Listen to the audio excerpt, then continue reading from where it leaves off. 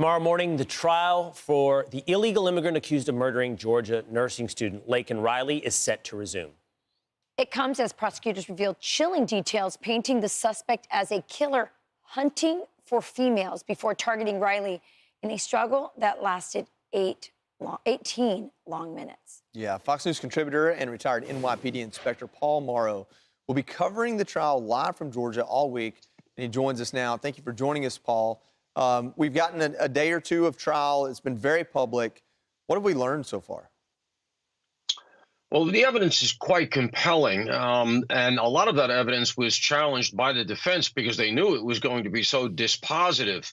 You've got DNA evidence that is from skin scrapings that were collected from underneath Laken's fingernails that go to Ibarra's DNA, have a thumbprint from Ibarra because one of the plastic gloves that he allegedly wore had a hole in the thumb.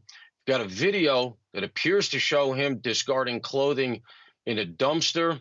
You have the phone forensics. You really have a narrative that demonstrates his day that day, including an earlier incident where he was allegedly a peeping Tom. Again, he's innocent until proven guilty. We recognize that.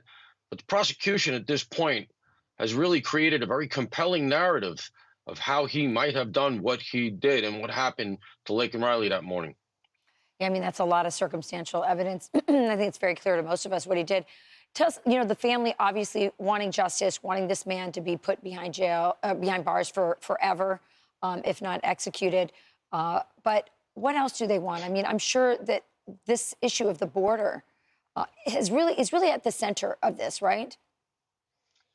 Yeah, it really is. The entry of Jose Ibarra into the country is a little bit murky. ICE listed him as a getaway, but there was early reporting that he actually had a sponsor. I actually contacted the alleged sponsor. They deny it. So it looks like he may have presented at the border as somebody who was coming in under the well-known CHNV program at this point, Cuba, Haiti, Nicaragua, Venezuela, which allows for expedited processing if you have a sponsor.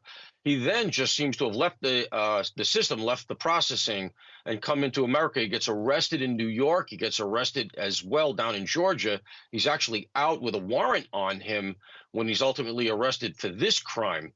So it becomes an unfortunate but iconic event because it really put on the radar screen for America in an undeniable way that we had a real problem at the border and that we were importing not just garden variety criminals here, but members of criminal gangs who were really committed to doing whatever they wanted, whenever they wanted, in this case, the gang being Tren de Aragua from Venezuela.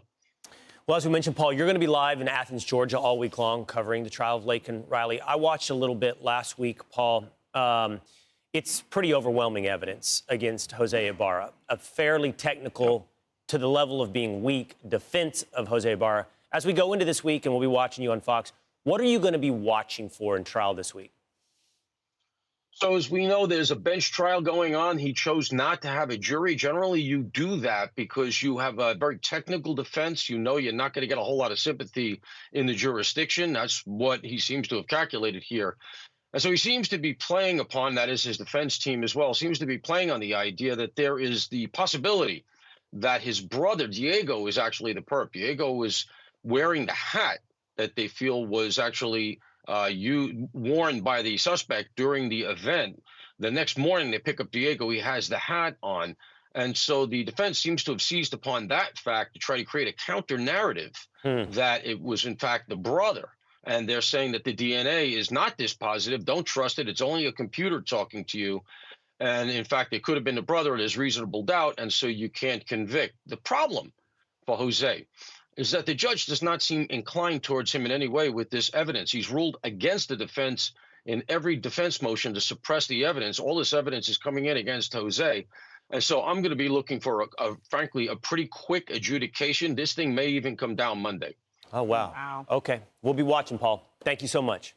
I'm Steve Ducey. I'm Brian Kilmeade. And I'm Ainsley Earhart. And click here to subscribe to the Fox News YouTube page to catch our hottest interviews and most compelling analysis.